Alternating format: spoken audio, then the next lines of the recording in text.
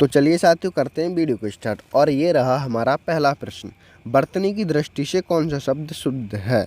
जी हाँ साथियों, बताइए फटाफट से, वर्तनी की दृष्टि से कौन सा शब्द शुद्ध है। कृशांगिनी, पूजनीय, समुद्रिक या स्थायित्व। तो देखिए कृशांगिनी इस तरीके से नहीं लिखा जाता है, कृशांगी लिखा जाता है इस तरीके से।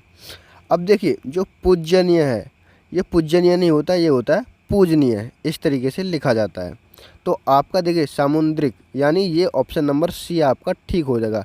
ये किससे मिलकर बना है, समुद्र प्लस इक से, ठीक है। तो आपका ये हो जाएगा सामुद्रिक, एकदम ठीक ऑप्शन। स्थायित्व इस तरीके से नहीं लिखा जाता, स्थायित्व में छोटी ई आते हैं, इस तरीके से लिखा जाएगा।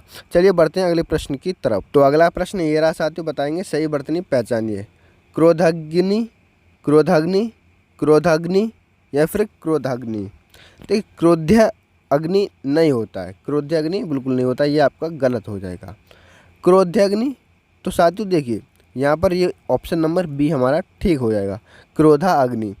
ऑप्शन नंबर सी देखेंगे क्रोधाग्नि, ये गनी गनी लिख रही है, तो आप जानते हैं अग्नि इस तरीके से लिखी नहीं जाती। सी और डी दोनों ही गलत हो जाएंगे साथियों।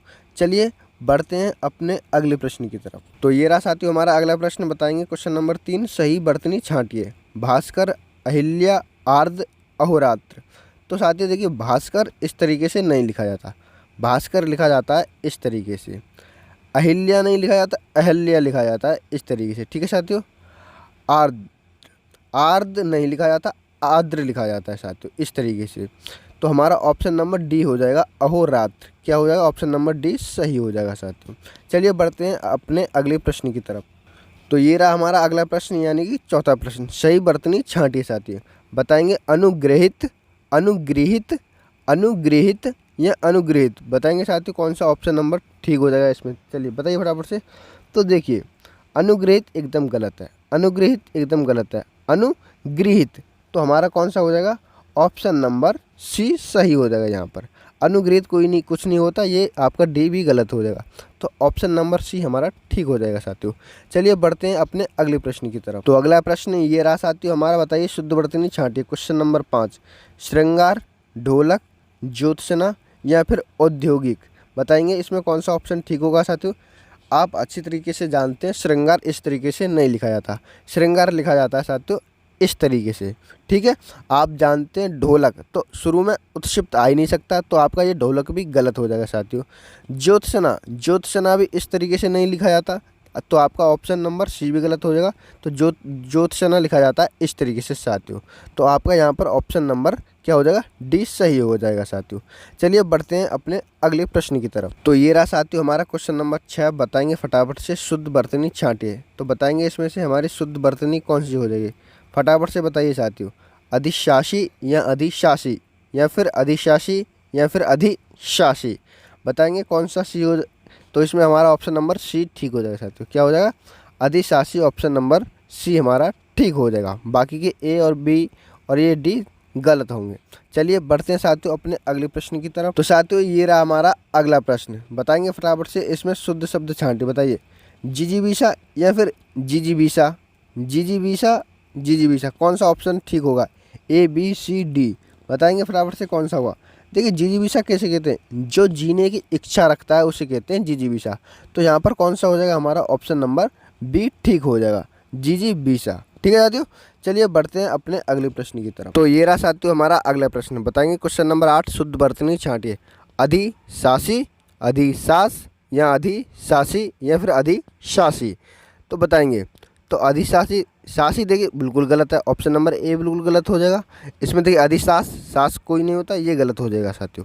तो यहाँ पर कौन सा होगा, यहाँ पर हो जाएगा हमारा ऑप्शन नंबर सी ठीक हो जाएगा साथियों। तो सी ठीक हो जाएगा। चलिए बढ़ते हैं अपने अगले प्रश्न की तरफ। तो ये रहा साथियों हमारा क्वेश्चन नंबर 9, तो बताएंगे शुद्ध शब्द छांटिए। तो बताएंगे इसमें से कौन सा शुद्ध शब्द हो जाएगा, निर्लिप्त या फिर निर्लिप्त या फिर निर्लिप्त या फिर बताएंगे निर्लिप्त। तो देखिए निर्लिप्त, तो ये तो लिप्त यानी कि ऑप्शन नंबर डी तो गलत हो जाएगा। और यहाँ पर देखेंगे हम क्या, निर्लिप्त, तो ये भी हमारा गलत हो जाएगा, ऑप्शन नंबर ए भी गलत हो जाएगा। और यहाँ पर देखिए निर्लप्त, तो ये भी गलत हो जाएगा, बी भी गलत हो जाएगा। तो कौन सा ठीक हो जाएगा हमारा, यहाँ पर ऑप्शन नंबर सी ठीक हो जाएगा। तो चलिए बढ़ते हैं अपने अंतिम प्रश्न की तरफ साथियों। तो ये रहा साथियों आपका अंतिम प्रश्न। बताएंगे फटाफट से निम्नलिखित में से कौन सा अशुद्ध शब्द है। यानी साथियों यहाँ इसमें से 4 ऑप्शन दिए हैं, बताएंगे आपको इसमें से कौन सा गलत शब्द लिखा हुआ है साथियों। बिरहिणी, या फिर भागीरथी, या फिर ज्योत्सना, या फिर संक्रांत्यायन। तो बताएंगे इसमें से कौन सा गलत है साथियों। बिरहिणी एकदम ठीक हो जाएगा, भागीरथी एकदम ठीक हो जाएगा साथियों, ज्योत्सना, ज्योत्सना जी हाँ साथियों, मैंने आपको पीछे भी लिखना सिखाया था ज्योत्सना किस तरीके से लिखते हैं। तो ज्योत्सना इस तरीके से लिखा जाता है। तो आपका ऑप्शन नंबर क्या हो जाएगा, सी ठीक हो जाएगा साथियों। संक्रांत्यायन एकदम सही शब्द है साथियों, तो हमारा ऑप्शन नंबर सी एकदम ठीक हो जाएगा। तो साथियों इसमें होमवर्क नहीं डाला है मैंने, तो होमवर्क आपको बताना है कि आशीर्वाद, जी हाँ साथियों, आशीर्वाद कैसे शुद्ध लिखा जाएगा फटाफट से कमेंट करके बताइए, और बताइए वीडियो कैसी लगी कमेंट करके। बहुत बहुत धन्यवाद साथियों।